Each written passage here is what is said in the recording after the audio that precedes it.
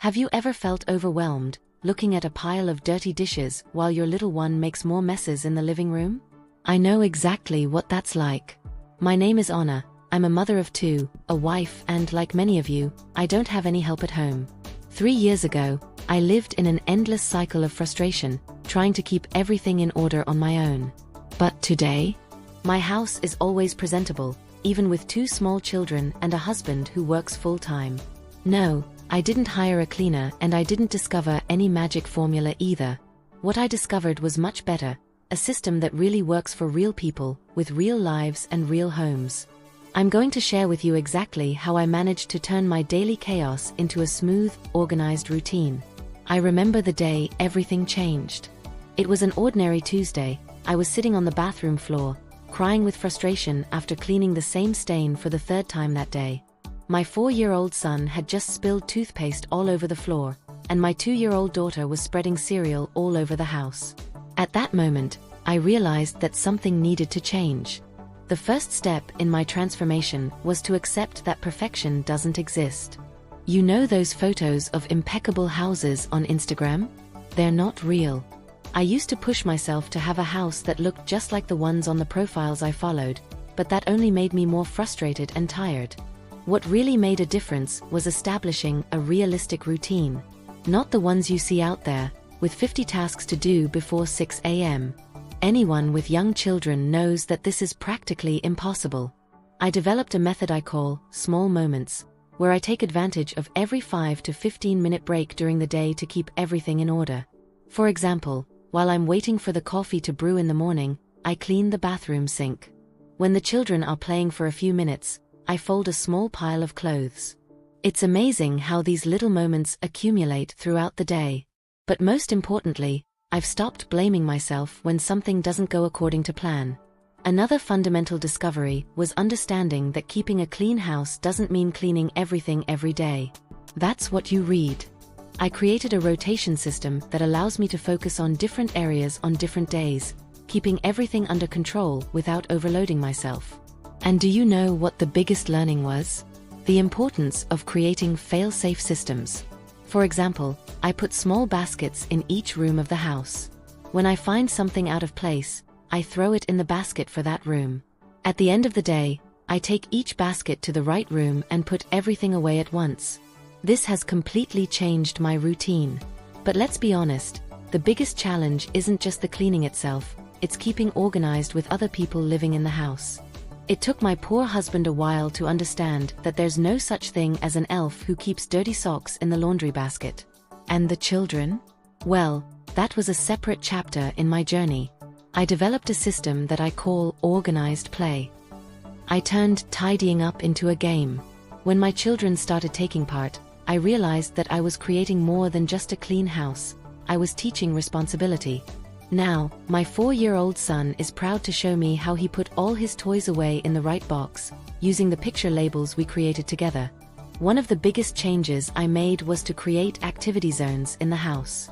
It sounds complicated, but it's simply defining specific places for each activity.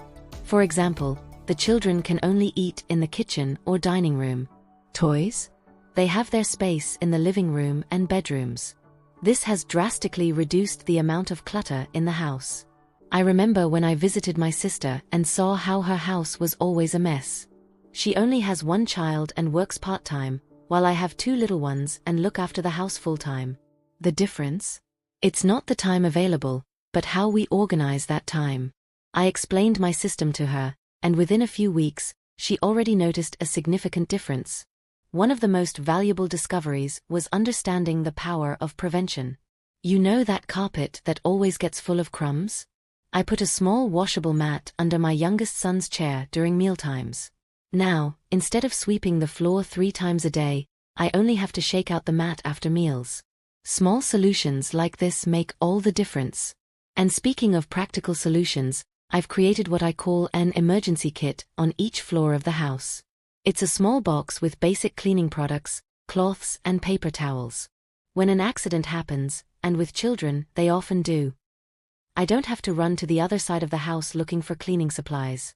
It saves me time and energy. Another thing I've realized is that not every mess needs to be tidied up immediately. Sometimes it's more important to pay attention to our children than to have a spotless house. I set clear priorities: safety and hygiene first, organization second. If I have to choose between reading a story to my son or putting away the sofa cushions, the story always wins. But I confess that the hardest change was learning to delegate. Not just for the children and husband, but also to accept that some things can wait. That cutlery drawer doesn't have to be perfectly organized every day. The important thing is that the cutlery is clean and accessible. One of the things that has helped me the most is creating an efficient morning routine. I wake up 30 minutes before the children and use this time to organize myself mentally and do a few quick tasks. I put in a load of laundry, take the clean dishes out of the dishwasher and prepare breakfast. It doesn't seem like much, but that quiet start makes all the difference to my day. I remember when I used to try to do everything at once at weekends. The result? I was exhausted, irritable, and the house was back in chaos on Monday. Now, I spread the chores out over the week. Monday is laundry day, Tuesday is bathroom cleaning day, and so on. This helps me keep everything under control without feeling overwhelmed. One tip that has transformed my relationship with cleaning is the 2-minute rule. If a task takes less than 2 minutes to do, I do it immediately. Putting shoes away, putting dirty clothes in the hamper, cleaning a stain in the sink. These are small things that, if they accumulate, become a big mess. By sorting them out on the spot, I prevent them from becoming a bigger problem later on. Another thing I've learned is the importance of having the right products for each task. We don't need 1,000 different products, but a few quality items make all the difference. I invested in a good portable vacuum cleaner, for example, and it has changed my life. Now, cleaning up crumbs after a snack is a matter of seconds, not minutes. Speaking of products, I discovered the power of vinegar and baking soda. These two simple ingredients have replaced many cleaning products in my house. As well as being cheaper, they are safe to use around children and effective for most cleaning tasks. One practice I've adopted that has worked wonders is what I call 15-minute cleaning. Every day before dinner, the whole family takes part. We put on some lively music and everyone has a simple task to do in 15 minutes. It's amazing how much we can accomplish in that short time when everyone works together. Another significant change was reducing the amount of stuff in the house. I realized that the less we have, the less we have to clean and organize. I cleaned out our closets and donated everything we hadn't used in over a year. The result? More space, less clutter, and easier to keep everything in order.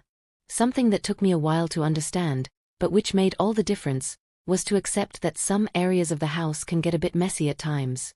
The children's room, for example, doesn't have to be perfect all the time. The important thing is that it's safe and reasonably organized. One tip I received from a friend and adopted immediately was to create a lost and found box at home. Everything I find out of place and don't know where to put it goes in this box. Once a week, I empty the box, returning the items to their places or discarding what is no longer needed. Finally, I've learned the importance of celebrating small victories. Every day that I manage to keep my house in order, even if it's not perfect, is an achievement. This change in mentality has helped me to stay motivated and not get discouraged when things don't go exactly to plan. One of the most valuable lessons I learned on this journey was the importance of involving the whole family in the upkeep of the house. At first, I tried to do everything myself, thinking it was my sole responsibility. What a mistake. Not only was I exhausted, but I was missing out on the opportunity to teach my children important values. I started by creating a chore chart for each member of the family. Even my 2-year-old daughter has her responsibilities, such as putting her toys in the box before bed. My eldest son helps feed the dog and set the table for dinner. My husband is responsible for taking out the garbage and washing the dinner dishes. It sounds simple, but this division of tasks not only lightened my load, but also created a sense of responsibility and teamwork in the family. Another fantastic discovery was the power of music when it comes to cleaning. I created specific playlists for different tasks. We have the Quick Tidy Up playlist, with upbeat songs that last exactly 15 minutes, the time we set for our daily family tidy up. We also have the Heavy Cleaning playlist, with longer songs for when I need to do a deeper clean. It's amazing how the right music can make chores more enjoyable and even fun. One practice I've adopted that has been a game changer is what I call the 1-for-1 rule. Every time we buy something new, something old has to go. This helps us keep track of the amount of stuff in the house and avoids unnecessary accumulation. At first it was difficult, especially with the children, but gradually everyone understood the concept and even started to enjoy donating things they no longer use. Speaking of children, one of the biggest changes I've made is in the way I deal with their toys. I created a rotation system. Only one part of the toys is available at a time. Every 2 weeks, we change the toys. This not only keeps the children interested, but also drastically reduces the daily mess. What's more, they get more excited when they find toys they haven't seen for a while. One tip I received from a professional organizer friend that changed my life was the rule of 5. Whenever I enter a room, I look for 5 things that I can put away quickly. It could be putting a book away, throwing a piece of paper away, taking a glass to the kitchen. These are small actions, but when added up over the course of the day, they make a huge difference to the overall organization of the house. Another thing I learned was the importance of having a place for everything and keeping everything in its place. It sounds obvious, but how often do we waste time looking for things because they don't have a defined place? I created labels for the shelves, organizer boxes in the cupboards, and established specific places for frequently used items. Now everyone in the house knows where to find and where to store each item. One habit I've developed that has been fundamental is what I call a night sweep. Before I go to bed, I do a quick run-through of the house, putting things back where they belong. It takes no more than 10 minutes, but I wake up to a much more organized house, which gives me a great feeling to start the day. Something that took me a while to understand, but which has made all the difference, is accepting that not everything needs to be perfect all the time. Before, I would get stressed out if the house wasn't spotless when I was receiving visitors. Now I understand that a lived-in house is normal and that people come to see us, not to inspect our cleanliness. Finally, I've learned the importance of taking care of myself in this whole process. I realized that when I'm rested and in a good mood, dealing with household chores is much easier. I started to set aside time for myself, even 15 minutes a day to read a book or do a face mask. This small moment of self-care makes all the difference to my willingness to look after the house and the family. One of the biggest revelations I've had on this journey is understanding that keeping a clean house is not just about physical cleanliness, but also about mental health. I realized that an organized environment significantly reduces my stress and anxiety levels. On days when the house is in order, I feel more productive, more patient with the children, and more willing to face other day-to-day challenges. With this in mind, I started incorporating mindfulness practices into my cleaning routine. It sounds strange, I know, but it works. For example, when I'm washing the dishes, instead of getting anxious thinking about all the other tasks I need to do, I focus on the feel of the water, the smell of the soap, the shine of the clean dishes. I've turned a routine task into a moment of mindfulness and relaxation. Another thing I've learned is the importance of having my own space, however small. In my case, it's an armchair in the corner of the room, with a small table next to it. I always keep this corner tidy, and that's where I go when I need a few minutes of peace. Having this refuge helps me recharge my energy to deal with the rest of the house. One practice I've adopted that has worked wonders is what I call the 10-minute challenge. When I feel overwhelmed or don't feel like starting to clean, I challenge myself to do just 10 minutes of some task. Often, once I start, I end up doing much more than 10 minutes, because I get into the rhythm.